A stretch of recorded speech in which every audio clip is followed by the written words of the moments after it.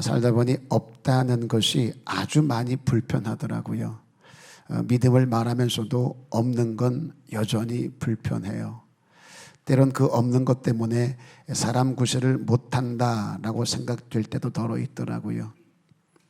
동기 목사님의 아들이 결혼을 했습니다. 그런데 와야 될 목사님이 계세요. 그런데 안 보이는 거예요. 전화를 해도 안 받아요. 연락이 안 됩니다. 나중에 통화를 하게 되었어요. 그랬더니 한숨부터 쉽니다.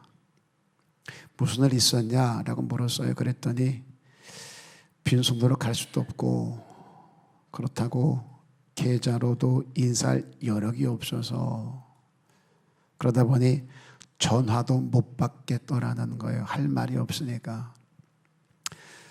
그러면서 한 말이 너무 마음이 저려요. 돈이 참 더럽네. 목사님 입에서 나오는 소리예요. 돈이 참 더럽네. 그 돈이 사람을 참 초라하게 너무 우습게 만들어. 마음이 안 좋았습니다. 세상에 가난을 좋아하는 사람이 어디 있겠어요. 그런데 성경을 보면 이 가난함을, 이 부족함을 기적의 재료로 사용할 때가 대부분이더라는 거예요. 성경에 기록된 모든 기적은 그렇게 결핍에서부터 시작이 되어지더라고요. 이 사르밧 과부가 가지고 있었던 것을 보면 아들과 함께 딱 한 번 먹을 게 전부였습니다. 그런데 그걸 드렸더니 기근의 때를 넉넉히 지나는 기적의 재료가 되더라는 거예요. 하나님은 그냥 다 줄 수 있으세요. 근데 먼저 물어요. 네 손에 지금 무엇이 있느냐. 내놓을 만한 것이 없습니다. 아주 작고 초라합니다. 그러나 하나님은 그것도 괜찮다 그러세요. 그래도 된다 하세요. 그걸 내놓으랍니다. 그리고 그것을 가지고 기적의 재료로 삼으셔서 하늘의 풍요를 경험하게 해 주시더라는 거예요. 그래서 좋으신 하나님인 거예요. 하나님 모세를 부르셨습니다. 내가 널 쓰겠다 그래요. 그때 모세 반응입니다. 사람 잘못 봤다는 거예요. 나 그런 제목 못 됩니다. 하나님이 날 통해서 출애굽을 시킬 만큼 나 그런 인재 못 돼요. 그런 주변머리 없습니다. 나 말도 못하고요. 그러면서 안 되는 이유를 구구절절히 늘어놓습니다. 왜 안 되는지. 그때 하나님이 모세에게 하신 말씀이 겁니다. 네 손에 있는 것이 뭐냐. 다른 거 안 물어봐요. 안 되는 거, 못하는 거, 없는 거, 잃어버린 거 다 채워두시고 야 지금 네 손에 있는 게 뭐니. 우리는 살면서 내가 잃어버린 거, 받은 상처들을 말합니다. 그동안 내가 왜 이렇게 살아왔는지 구구절절히 내 삶을 늘어놓아요. 그런데 하나님은 그딴 거 다 제쳐두고 한 가지요. 그래 지금 네 손에 남아있는 게 뭐니. 아무것도 없어요. 양치는 지팡이가 전부입니다. 그런데 이 지팡이가 하나님의 손에 붙들려지니까 하수를 치면 피가 되기도 하고요. 홍해를 향해 내미니까 홍해가 갈라지기도 하고요. 그 지팡이로 반석을 치니까 물이 나와요. 다 생명과 연결이 있습니다.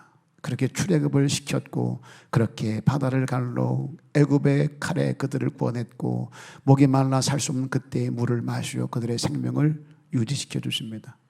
아무것도 아닌 그 지팡이 하나가 이스라엘 백성들의 생명을 보존케 하더라는 거예요. 하나님이 출애굽을 하게 하실 때 대단한 사람, 기가 막힌 것을 사용한 게 아니란 말이죠. 다 잃어버린, 그래서 남은 게 하나도 없는 양치는 지팡이를 든 모세, 그게 전부였어요. 하나님에겐 그거면 충분해요. 오늘 우리도 마찬가지 아닐까요? 주를 위해서 대단하게 뭔가를 하고 싶은 마음은 굴뚝 같습니다. 뭐 하나만 제대로 터지면 될 것 같은데 내 꼴이 지금 말이 아닌 거예요. 우리 그럴 때 있잖아요. 저 어릴 때 많이 들었던 말이에요. 인천에 배만 들어오면. 인천에 배만 들어오면. 여러분 그런 소리 안 들어보셨어요? 안 해보셨어요? 그 배 들어오는 걸 보셨어요? 주님 그거 모를까요? 지금 내 꼴이 많이 하는 거. 마음은 원인데 꼴이 웃어서 할 수 있는 게 아무것도 없는 거예요.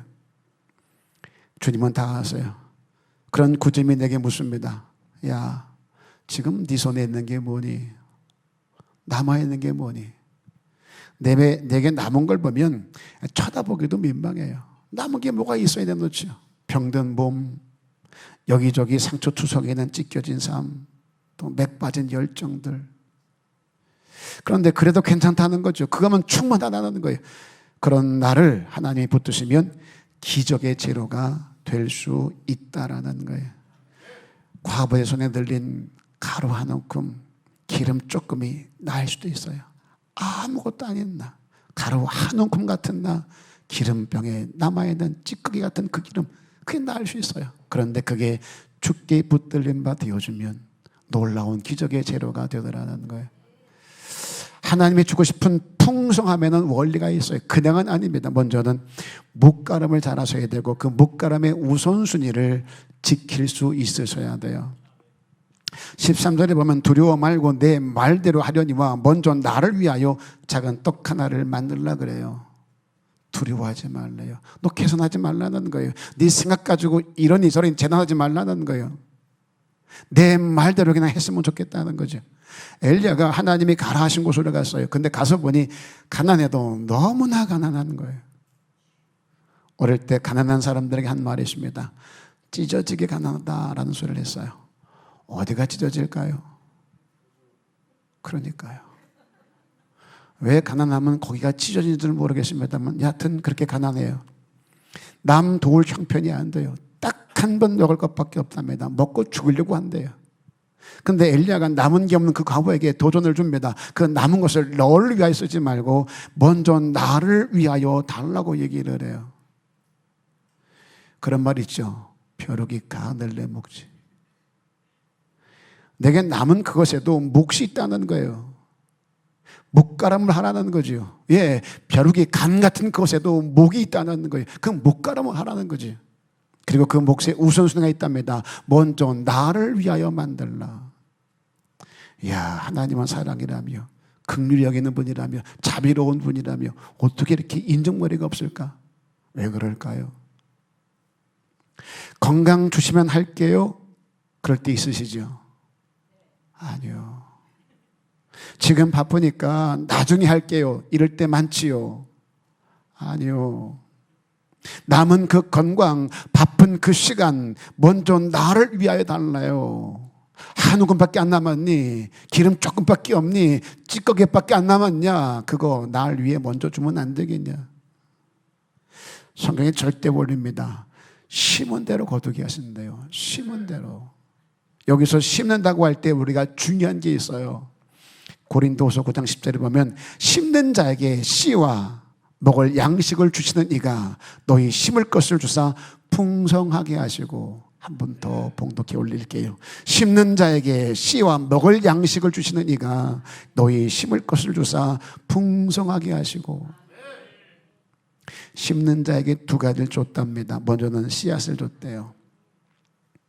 밭에 뿌려야 될 종자를 주신 거예요. 그리고 내 몫으로 내가 먹을 양식도 주셨답니다.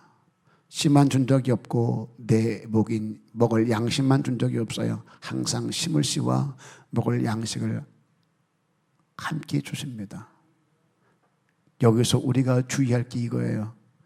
아무리 급하고 절박해도 절대로 밭에 심어야 될 종자는 건들면 안 돼요. 옆 사람에게 힘 좀 말합니다. 야, 건들지 마. 시작. 하던 대로 하세요. 그래서 제가 욕은 안 했잖아요. 옆 사람에게 한번 하세요. 야, 건들지 마. 시작. 하나님이 하시는 말씀이요. 야, 그건 건들지 마. 그건 종지 아니냐. 그건 심을 씨 아니냐. 절대로 밭에 심어야 될 종자는 건들지 못해요. 저는 어릴 때 경험이 없습니다. 그런데 TV 화면으로 그 드라마를 보게 되면은요, 아주 옛날 그 배경일 때는요, 처마 밑에 기둥에 뭐가 달려 있어요. 씨 주머니래요. 아무리 힘들거려도 그건 건들지 않는답니다. 왜? 그걸 심어야 또 먹을 수 있으니까. 근데 살다 보니 내 몫으로 주신 양식 가지고는 어림도 없는 거예요. 부족한 거예요. 거기서 건들면 안 될 씨앗을 건들 때가 너무나 많아요. 우리가 이걸 조심해야 돼요. 힘들고 급하다고 하나님 묵까지 내 입에 털어놓지 말자는 거예요. 제가 주일학교 때 어머니가 헌금하라고 100원을 줬어요. 그땐 그랬어요. 주일학교 때 100원을 줬어요. 작은 돈 아니었습니다. 그러면 제가 지혜롭게 50원은 라면 땅을 사고 그리고 50원은 은혜롭게 헌금을 했어요. 저는 지혜와 은혜를 겸비한 아주 똘똘한 아이였습니다. 그렇게 저는 하나님이 주신 지혜를 사용할 줄 알았고 하나님이 주신 은혜를 따라 살 줄 아는 자였어요. 솔로몬의 버금가는 그런 아이였습니다. 제 별명이 그래서 어릴 때 똘똘이었어요. 저희 어머니는 나를 낳았다는 이유 하나만으로 똘똘이 엄마라고 불려줬습니다. 그런데 그렇게 지혜롭게 50원을 라면 땅을 사 먹고 은혜롭게 50원을 헌금을 했는데 아주 사악한 주일학교 선생님이 그것을 시기하여 제 어머니에게 우정이가 헌금을 삥땅 친다고 고해 바치는 거예요. 예수님의 사랑이 전혀 보이지 않는 그런 사악한 선생님이셨습니다. 십자가를 질 줄 모르는 선생님. 그날 제 등짝은 제 등짝이 아니었어요. 그 50원 때문에 저를 팔아먹고 예수를 판 가룟유다와 같이 저를 때리신 어머니에게 하나님이 지혜를 주셨어요. 귀한 아들 죄짓게 않게 하려고 200원을 주셨습니다. 100원은 헌금하고 100원은 과자를 사 먹어라.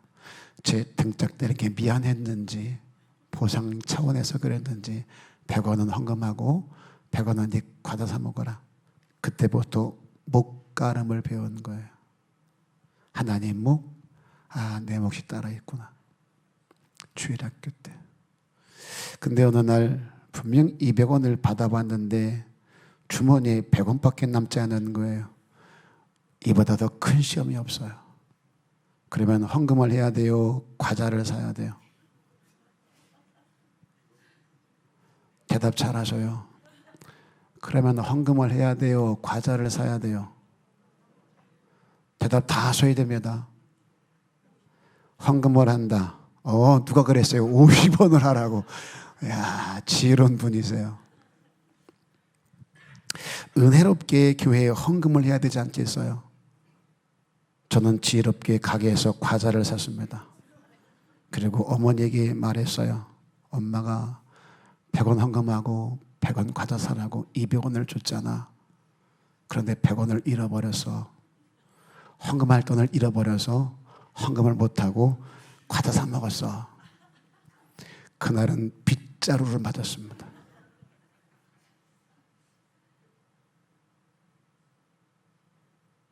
저만 그런가요? 항상 부족하면 하나님께 부족해. 항상 모자라면 하나님께 모자라. 나부터 쓰려고 해요. 내 필요부터 채우려고 해요. 뭐 하려고 하다가 아버지께 드려야 될 게 있는데 모자라면 아버지께 모자라는 거예요. 내 삶에 들어오는 게 정해져 있잖아요. 하다 보니 어쩌다 보니 저쩌다 보니 꼭 모자라는 건 주님께 모자라. 아무리 급해도요, 아무리 힘들어도요, 심어야 될 종자를 양식으로 삼으면 안 되는 것처럼 아무리 급해도 아무리 어려워도 하나님 몫을 내 입에 털어놓지 말자는 거예요. 하나님이 아브라함에게 독자 이삭을 달랍니다. 근데 아브라함이 두말 없이 하나님께 드려요. 그때 하나님이 큰 복을 주는데 창세기 22장 16절에 네가 네 아들 독자라도 아끼지 아니하였은즉 네 씨가 크게 번성하여 하늘의 별과 같고 바다의 모래 같게 하겠답니다. 그리고 그 씨로 천하 만민이 복을 받게 하겠다. 하나밖에 없는 그 절박함 중에서 그것을 나를 위해 남겨두지 않고 주님께 드렸더니 그때부터 하나님이 나를 위해 움직이기 시작하더라는 거예요. 나는 찌끄러기를 드렸는데 하나님 그것을 받으시고 귀히 여기시며 나를 위해 움직이기 시작을 해요. 전능한 그분께서 움직이기 시작을 해요. 지금 우리에게 남아있는 게 뭐예요? 건강 얼마큼 남으셨어요? 여러분의 인생 얼마큼 남으셨어요? 여러분이 가지고 있는 재물 얼마큼 남으셨어요? 그것 움켜쥐고 덜덜덜덜 떨지 말자고요. 아까워하지 말자고요. 계산하지 말자고요. 그것까지 나를 위하여 양식 삼지 말자는 거예요. 하나님 몫을 구별해서 먼저 하나님을 위하여 심으면 하나님이 나를 위하여 움직이신대요. 나를 위하여 일하신대요.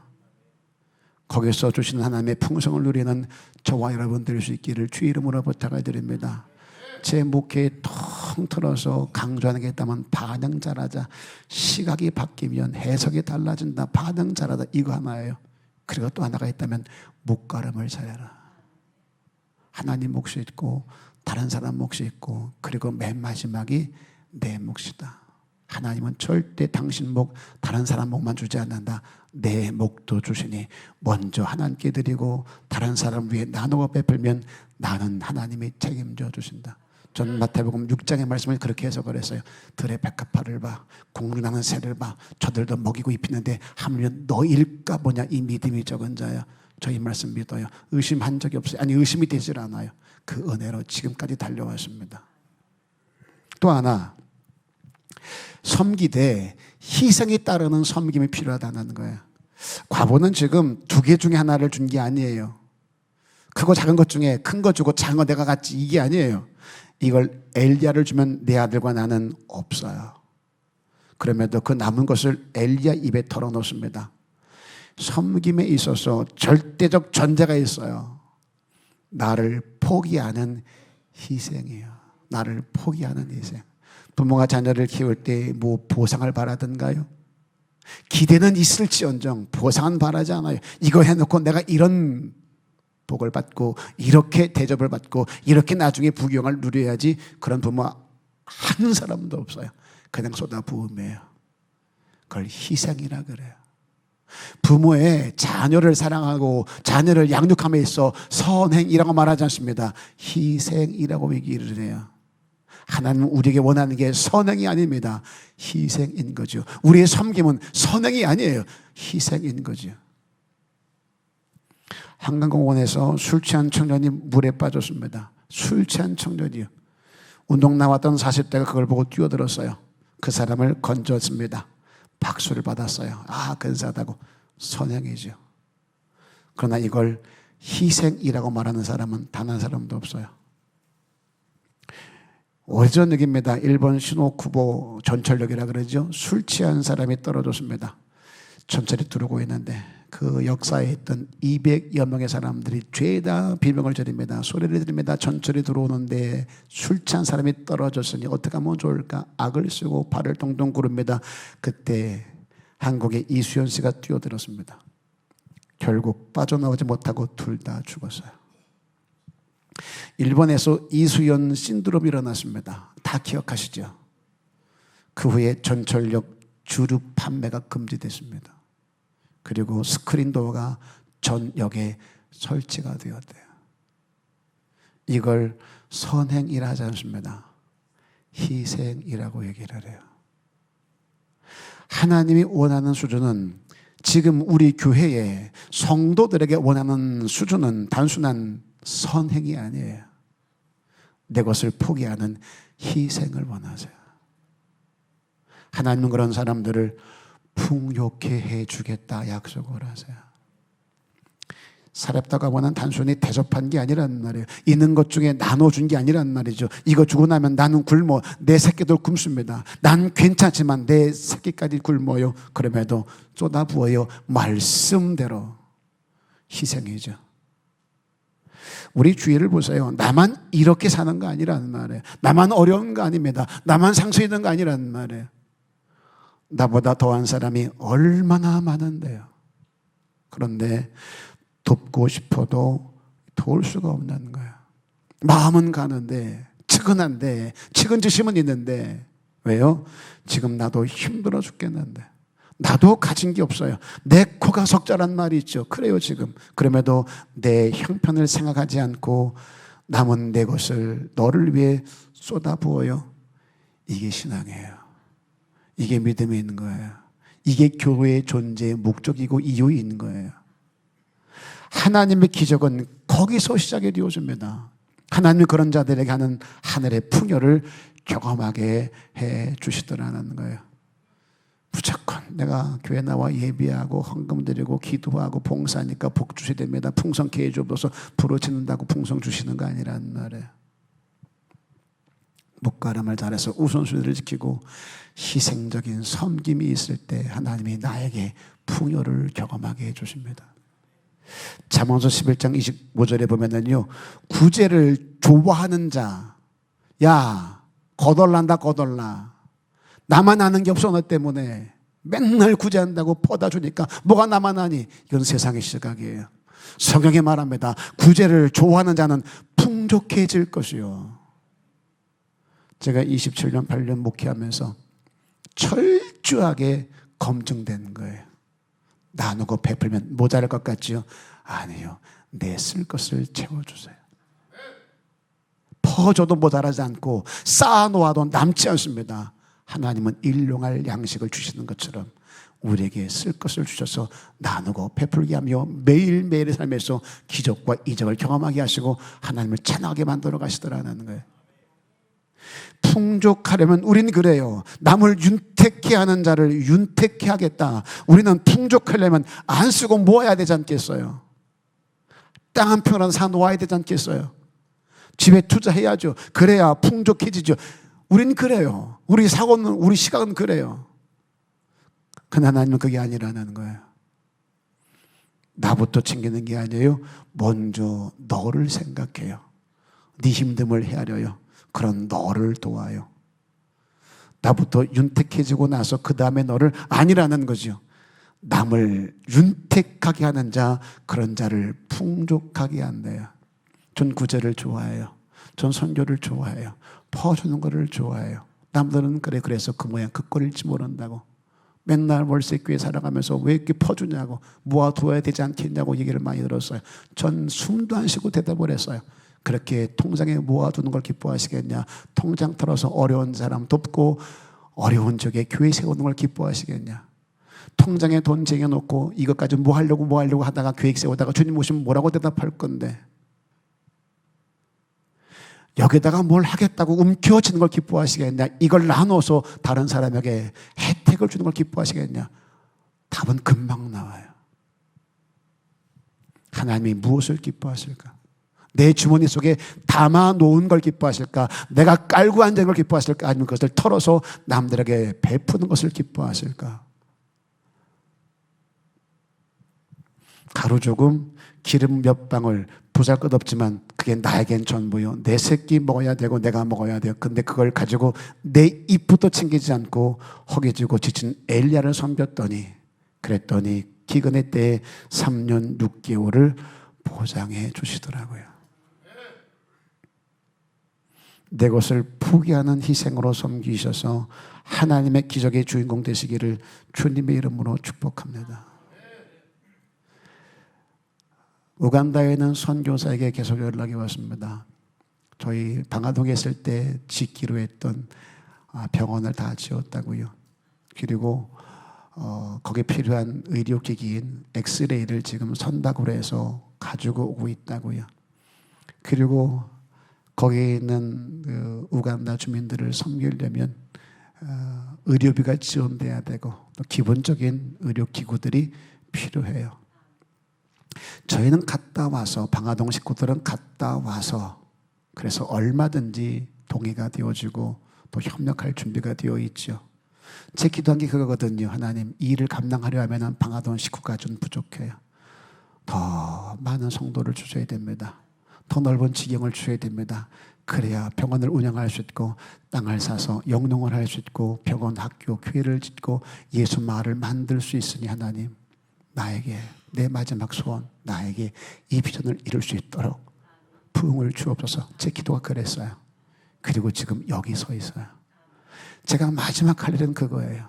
쌓아놓고 더 부흥시키고 더 크게, 이게 아니라 지금 여기 있는 식구들을 가지고 힘들고 어렵게 살아가는 그 땅에 하나님의 사랑을 전하는 거예요.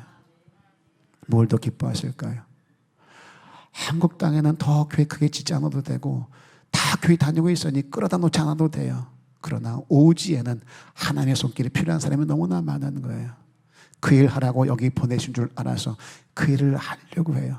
그런데 항상 말했지만 제가 본 것을 설명한다고 따라오지 않아요. 제가 본 것을 여러분도 볼 수 있으셔야 돼요. 그래서 내년 초에 우간다에 가려고 해요. 성도들을 다 모시고 우간다에 갈 거예요. 직장 다니는 분들은 열심히 돈 벌어서 직장 퇴사할 준비를 하시고, 내가 죽으면 죽으리이다 희생의 정신을 가지고 우간다 갔다 와서 망하리라, 죽으면 죽으리다 예수도의 마음을 가지고 다 하셔야 돼요.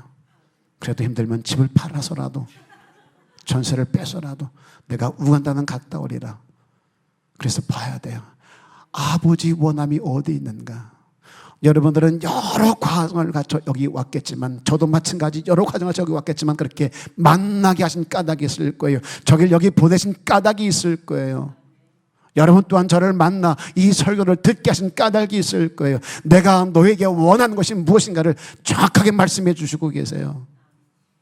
내가 너 풍족하게 해줄게, 너를 윤택하게 해줄게. 그런데 너희들이 이거 했으면 좋겠다. 정말 내가 사랑하는 영혼들이 그 땅에 있는데, 그 땅에 가서 너희들의 손을 펴 그들의 영혼을 구원시켰으면 정말로 좋겠다. 정리할게요. 하나님이 주시는 풍요가 있답니다. 두 가지입니다. 먼저 하나님 몫을 구별하랍니다. 그것을 하나님이 원하는 곳에 쏟아부으래요. 하나님 몫까지 내 양식으로 삼아 먹어치우지 말자는 거지. 또 하나, 희생으로 섬기는 자가 되랍니다. 선행보다 한 수 위가 있습니다. 내 것을 포기하는 희생일 거예요. 그런 심음과 그런 섬김이 있을 때 하나님이 나를 위해 움직이기 시작합니다. 거기서 기적이, 이적이 나타나는 거예요. 그런 내 삶에 하나님의 풍요가 쏟아부어질 줄로 믿습니다. 하나님의 풍요를 받아 누리는 저와 여러분이 되기 위해서 주신 말씀 마음에 새기고 끝까지 뛰고 달리는 복된 종들 다 될 수 있기를 주님의 이름으로 축복합니다.